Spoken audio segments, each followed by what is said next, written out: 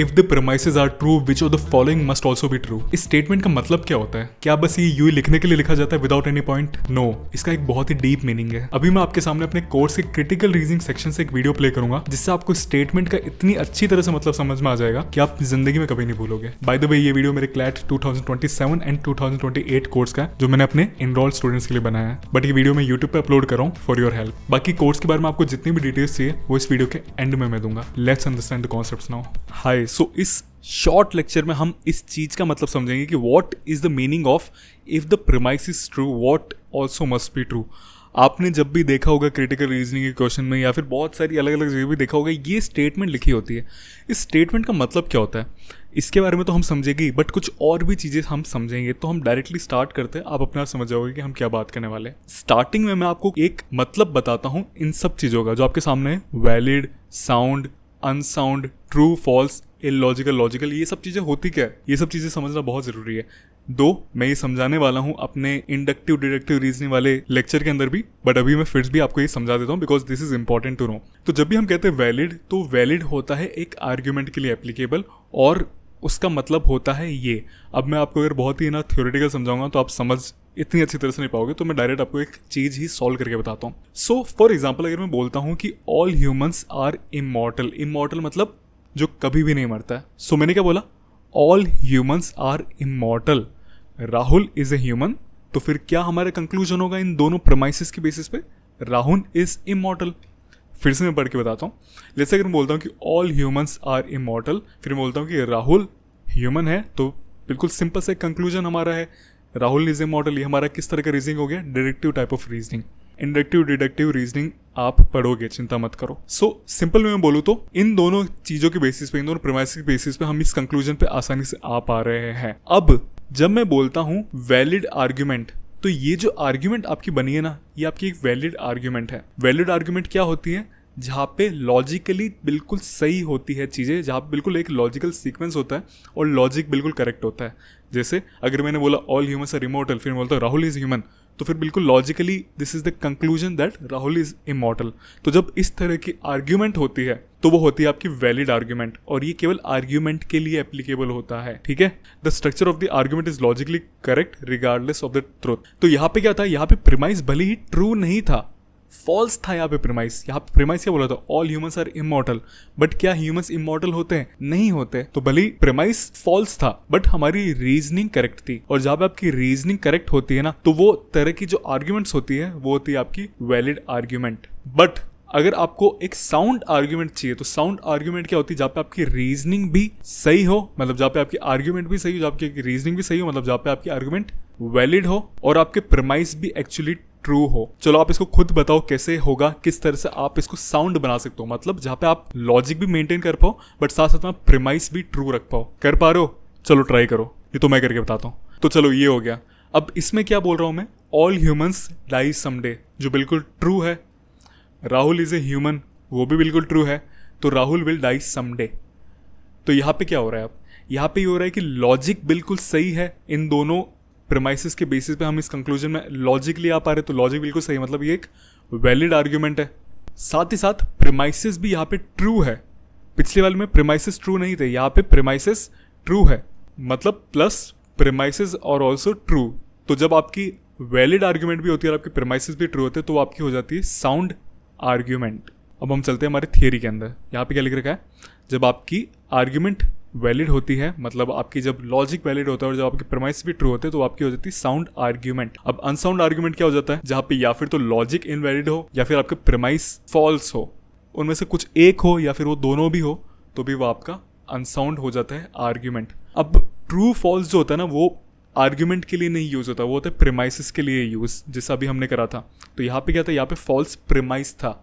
True और false आप केवल प्रीमाइस के लिए यूज कर सकते हो। यहाँ पे फॉल्स था आपका प्रीमाइस, बट यहाँ पे आपका ट्रू हो गया प्रीमाइस, राइट? तो ट्रू और फॉल्स हमेशा प्रीमाइसेस के लिए ही यूज होता है, राइट? तो ये आपका हो गया ट्रू और फॉल्स फॉर प्रीमाइस और statement. Individual statement can be true और फॉल्स, नॉट वैलिड और साउंड। वैलिड और साउंड आप केवल आर्ग्यूमेंट के लिए यूज करते हो, प्रीमाइसेस के लिए आप ट्रू और फॉल्स यूज करोगे। फिर बात आती है logical illogical. It describes the quality of reasoning often interchangeable with valid और इनवैलिड। अगेन ये रीजनिंग के लिए यूज होता है और ये आप वैलिड इनवैलिड से भी इंटरचेंज कर सकते हो। इंपॉर्टेंट ये चारों होते हैं, ये आप समझ गए। तो अब हम बात करते हैं क्या मतलब होता है if the premises are true. So जब हम लिखा हुआ देखते हैं ना कि if the premises are true, it is not just a polite introduction to the question या फिर just for the sake of बोलने के लिए कोई चीज़ बोली नहीं गई है। It is a command. ये कमांड है उस क्वेश्चन की तरफ से कि hey I don't care what you know about the real world, for this question I want you to assume that everything in the passage is 100% true, no matter how weird, unrealistic, illogical it sounds to you. तो जब भी एक passage में या question में बोला जाना if the premises are true, तो भले ही वो प्रीमाइस ट्रू नहीं भी हो, आपको ये मान के चलना है कि वो प्रीमाइस ट्रू है। फॉर एग्जाम्पल यहाँ पे आ गया ऑल कैट्स कैन फ्लाई, क्या ये ट्रू है? नहीं, कोई भी कैट फ्लाई नहीं कर सकती है। फिर यहाँ पे बोला गया लूना इज अ कैट, तो हम ये कंक्लूड कर सकते हैं लूना कैन फ्लाई, राइट। और इसी जगह इस स्टेटमेंट का काम आता है, इस लाइन का काम आता है कि if the above statement are all true what must also be true. तो उसका मतलब क्या हुआ? इसका मतलब ये हुआ कि ये भले ही ट्रू हो फॉल्स हो, आपको अपना दिमाग नहीं लगाना है, आपको ये मान के चलना है कि ये ट्रू है और उसके बेसिस पे आपको बताना है कि क्या और ट्रू होगा। तो इसको हमने अगर ट्रू माना तो हम ये भी ट्रू मानेंगे।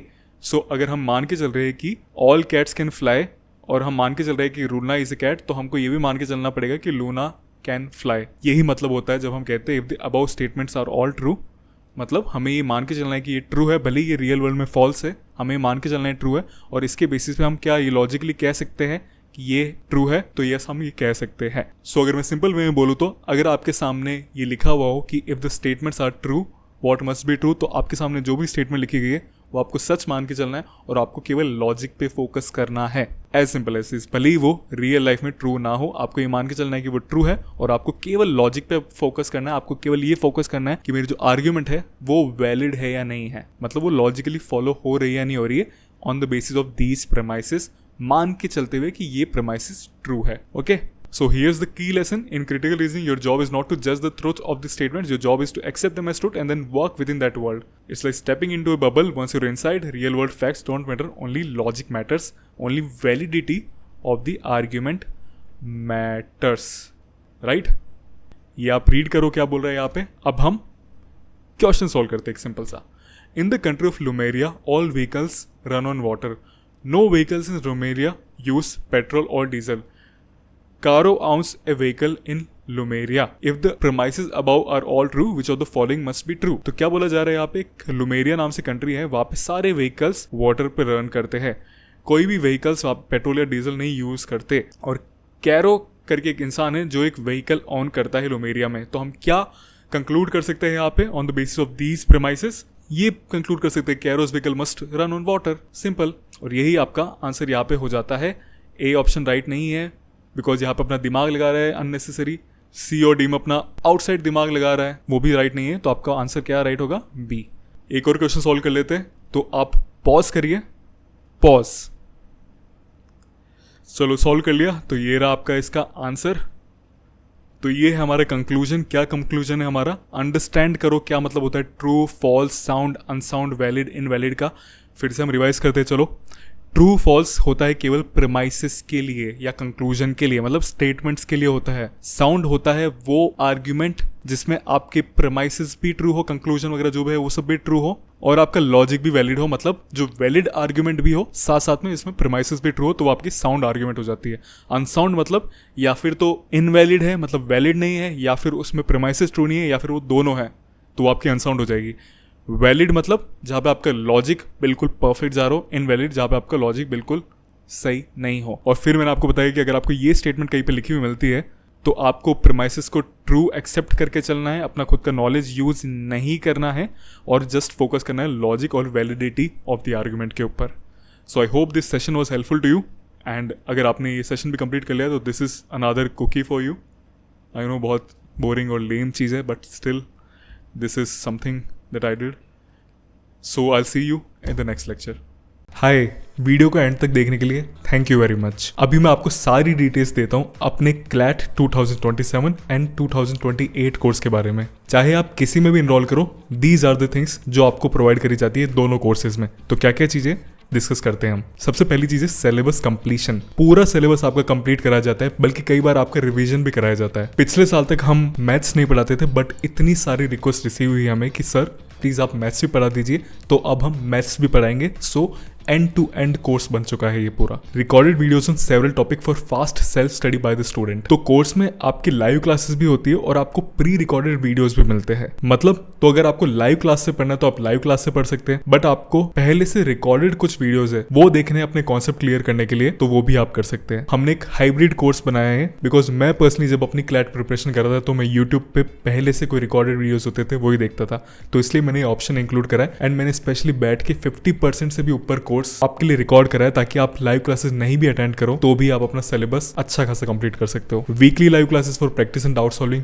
वीकली लाइव क्लासेस तो हमारी होती है जिसमें आपको कॉन्सेप्ट पढ़ाया जाता है, प्रैक्टिस कराई जाती है, डाउट सॉल्व करे जाते हैं and much more. 1-on-1 mentorship, अब ये हमारे कोर्स की सबसे बेस्ट चीज है। जैसे ही आप इस कोर्स के लिए एनरोल करते हो आपको पर्सनल मेंटर प्रोवाइड करे जाते हैं till the day of CLAT. मतलब जिसने क्लैट क्रैक कराया है वही डायरेक्ट आपको मेंटर करेंगे। ये मेंटर आपकी मंथली असिस्टमेंट करते हैं एंड आपके साथ till the day of CLAT रहते हैं। ऐसा नहीं है कि मंथ में केवल एक बार आप उनसे बात कर सकते हो और समथिंग, नहीं, आपके पास उनके व्हाट्सएप नंबर रहेंगे, आप जब उनसे कॉन्टेक्ट करना चाहो आप कर सकते हो। आपकी स्क्रीन पे कुछ रिव्यूज भी आ रहे हैं हमारे मेंटर्स के, क्योंकि हमने सिस्टम ही इस तरह से सेटअप कर रखा है that our mentors work in the best way. आप बस ये रिव्यू पढ़िए और देख लीजिए कि क्या क्वालिटी ऑफ मेंटरशिप प्रोवाइड करी जाती है हमारे कोर्स के अंदर। Topic test and sectional test, तो हर एक टॉपिक के ऊपर हमने हाई क्वालिटी टेस्ट अपलोड कर ही रखा है। उसके अलावा आपको 75 से भी ज्यादा सेक्शनल टेस्ट मिलेंगे एंड इन टॉपिक टेस्ट को एंड सेक्शनल टेस्ट को हमने अलग अलग डिफिकल्टी लेवल पे डिवाइड कर रखा है ताकि अगर आप एक बिगिनर है आपके लिए भी कुछ क्वेश्चंस होंगे, अगर आप अच्छा खासा ऑलरेडी कर चुके हैं तो आपके लिए भी अच्छे खासे क्वेश्चंस होंगे। हम पर्टिकुलर टेस्ट पे बहुत फोकस करते हैं बिकॉज क्लैट में टेस्ट सॉल्व करना बहुत जरूरी होता है एंड ये ऐसे वैसे टेस्ट नहीं है कि जस्ट बिकॉज 100 टेस्ट देने तो हम आपको कुछ भी प्रोवाइड कर रहे हैं, नहीं, बहुत हाई क्वालिटी होती है और ये एक्चुअल क्लैट क्रैकर्स बनाते हैं सारे टेस्ट। मतलब जिन्होंने असल में क्लैट क्रैक करा है वही आपके लिए सारे टेस्ट बनाते हैं, हम इनको आउटसोर्स नहीं करते, हमारी खुद की टीम ये टेस्ट बनाती है। आप जब एनरोल करेंगे तब आप इनकी क्वालिटी देख पाएंगे। 24+ हाई क्वालिटी मॉक्स है, हम 100-200 मॉक्स नहीं प्रोवाइड करते बिकॉज अगर आप 100-200 मॉक्स प्रोवाइड करोगे तो फिर आप क्वालिटी मेंटेन नहीं कर पाओगे। हम 24 हाई क्वालिटी मॉक्स प्रोवाइड करते हैं, समय के साथ ऑब्वियसली ये बढ़ेगा बट फिलहाल 24 है एंड हर एक मॉक अलग अलग डिफिकल्टी लेवल का होता है so that you become prepared for every possible twist and turn off the exam. मॉक्स बनाने के लिए भी हमारे पास एक अलग सी टीम है जिसमें भी एक्चुअल एनएलयू स्टूडेंट्स हैं जो आपके लिए मॉक्स बनाते हैं। अभी ये दोनों पॉइंट हो सकता है कि आपको दिख नहीं रहा हो, स्क्रीन पे मैं आपके सामने आ रहा हूँ तो मैं दूसरे पेज पे लेके चलता हूँ। 2 पॉइंट से बाकी बचे हुए। फास्ट डाउट सॉल्विंग, तो ऑनलाइन कोर्सेज से इन जनरल स्टूडेंट्स को कंप्लेन रहती है कि हम पर ध्यान ही नहीं दिया जाता या हमारे डाउट से सॉल्व नहीं करे जाते, बट हमारे कोर्स में ऐसा नहीं है। हमारे कोर्स में स्ट्रिक्ट 12 आवर्स की डाउट सॉल्विंग पॉलिसी है। आपका कुछ भी डाउट होगा विद इन 12 आवर्स सॉल्व करा जाएगा। मैं पर्सनली अपने डाउट सॉल्विंग ग्रुप पे ध्यान रखता हूँ कि किसी भी स्टूडेंट का डाउट मिस ना हो। And lastly we have a special focus on consistency. तो ये एक ऐसा एग्जाम है जिसमें आप कंसिस्टेंट रहो, ये बहुत मायने रखता है। आपको सिंपल चीजें करनी है हर रोज, बट सिंपल चीजें till the day of CLAT करनी है एंड हमने इसका बहुत ज्यादा ध्यान रखा है अपने कोर्स के अंदर। एक छोटा सा एग्जांपल आपको देता हूँ। हमारे कोर्स में कंसिस्टेंसी चैट करके ग्रुप है जहाँ पे सब स्टूडेंट सुबह सुबह अपने दिन का टाइम टेबल पोस्ट करते हैं। जैसे ये किसी स्टूडेंट ने अपना टाइम टेबल पोस्ट करा है, ये किसी स्टूडेंट ने अपना टाइम टेबल पोस्ट करा है, इवन मैं भी अपना टाइम टेबल पोस्ट करता हूँ। एंड फिर पूरा दिन खत्म होने के बाद स्टूडेंट्स अपडेट डालते हैं कि कितनी चीजें उन्होंने लिखी थी, उसमें से कितनी चीजें हो पाई है कंप्लीट। अब इससे फायदा क्या होता है, जब आप देखते हैं कि आपके बैचमेट्स इतनी सारी चीजें कर रहे हैं, कोई बोल रहे हैं कि आज न्यूज़पेपर पढ़ेंगे, मॉक देंगे एलई का, मैथ्स के क्वेश्चन सॉल्व करेंगे एटसेट्रा, तो फिर अगर आपको आलस आ भी रहा होता है तो भी आपका आलस एकदम से निकल जाता है बिकॉज जब आप देखते हो कि आपके आसपास के लोग ऐसा कर रहे हैं then you become motivated to. Being an online coaching हमने इस चीज को इंश्योर करा है कि आपको जो ऑफलाइन कोचिंग में एक एनवायरमेंट का बेनिफिट मिलता है वो इस ऑनलाइन कोर्स में भी आपको मिल पाए। ये तो केवल एक चीज है, इसके अलावा भी हमारे पास कई सारी चीजें जो हम करते हैं आपकी कंसिस्टेंसी इंश्योर करने के लिए। सो this is all about my CLAT 2027 and 2028 course. अब हमारी वेबसाइट पे और भी कोर्सेज है जो मैंने अपने स्टोर पे अपलोड करे। फॉर एग्जाम्पल क्लैट 2028 कोर्स है अलग से, वो तो मैंने आपको बता ही दिया है। जीके के लिए भी हमारा एक सेपरेट कोर्स है जिसमें आपको इस तरह से वीकली जीके पीडीएफ्स तो मिलती है। देखिए जब मैं ये वीडियो शूट कर रहा हूँ तब तक हमने मार्च 3rd वीक तक की वीकली पीडीएफ अपलोड कर दी है। आप देख सकते हैं कि बहुत ही डिटेल्ड हम ये पीडीएफ्स बनाते हैं, 30 से 32 पेजेस की हर एक वीक की पीडीएफ बनती है। तो इस जीके कोर्स में हम इस तरह से आपको वीकली जीके अपडेट्स प्रोवाइड करते हैं ताकि आपको डेली नोट्स ना बनाने पड़े। उसके अलावा इस कोर्स के अंदर हम special editions on current GK भी प्रोवाइड करते हैं। सो फॉर एग्जाम्पल जब मैं वीडियो बना रहा हूँ तब ईरान इजराइल यूएस वॉर के ऊपर बहुत चीजें चल रही है, तो हमने एक पूरा डेडिकेटेड PDF बनाया है जिसमें हमने डिटेल में एक्सप्लेन करा है कि क्या हो रहा है, क्या करंट चीजें इंपॉर्टेंट है इस इवेंट से एंड मच मोर। जैसे ये बिगिनिंग है इस PDF का जहाँ पे हम एक्सप्लेन करें कि क्यों ये न्यूज में है एंड मच मोर। उसके अलावा आपको स्टैटिक जीके के लिए कोई अलग से बुक ना पढ़ने पड़े, इसके लिए हमने स्टैटिक जीके क्विजेस भी अपलोड कर रहे हैं। अभी ये क्विजेस अपलोड हो रहे हैं धीरे धीरे, बट फॉर एग्जाम्पल आपको इंडस वैली सिविलाइजेशन के ऊपर हमने 3 क्विजेस दिए। हर एक क्विज के अंदर 20 से 30 क्वेश्चंस होते हैं और केवल ये क्विज दे दिए नहीं है हमने, इसके अलावा इसके बाद हमने डिटेल एक्सप्लेनेशन भी दिया है हर एक क्विज के बाद, ताकि आपको स्टैटिक जीके की बुक पढ़ने की जरूरत ना पड़े। कई सारे क्विजेस में हमने अच्छी तरह से एक्सप्लेन करने के लिए इस तरह से एक्सप्लेनेशन के अंदर फोटोज भी डाले सो दैट आपकी learning best of the best हो पाए इस सिंगल कोर्स से। नाउ उसके अलावा हमारा mock test and section test का पैकेज भी है। अगर आपको केवल mock test and section test buy करने हैं, हमारे बहुत ही high quality mocks and section test है, तो वो भी आप अलग से बाय कर सकते हैं। पर्सनल मेंटरशिप अगर आपको चाहिए तो वो भी आप कर सकते हैं। पहले हमारे कोर्स के साथ ही हम प्रोवाइड करते थे मेंटरशिप, बट बहुत सारे स्टूडेंट्स की रिक्वेस्ट आई कि प्लीज आप अलग से भी प्रोवाइड करो पर्सनल मेंटरशिप बाय स्टूडेंट जिसने असल में अच्छा स्कोर करा है क्लैट के अंदर, तो वो भी हम प्रोवाइड करते हैं। एंड क्लैट का हमारा 2027 का कोर्स तो है ही। लास्ट आप ये भी देख रहे होंगे, इसमें हमने प्रोवाइड करा एक sample of our live class की हम लाइव क्लास में कैसे पढ़ाते हैं। अगर आपको देखना है तो आप जाके इस फ्री कोर्स के अंदर साइन अप कर सकते हैं और आप एक लाइव क्लास देख सकते हैं हमारे कोर्स की जो हमने एक्चुअली ली है। So this is all about the offerings that we have. अब आपको कुछ भी डाउट है तो आप इस टेलीग्राम आईडी के ऊपर टेक्स्ट कर सकते हैं एंड मैं पर्सनली आपको रिप्लाई करूंगा। Thanks for watching this video till the end. I will see you in the course very soon.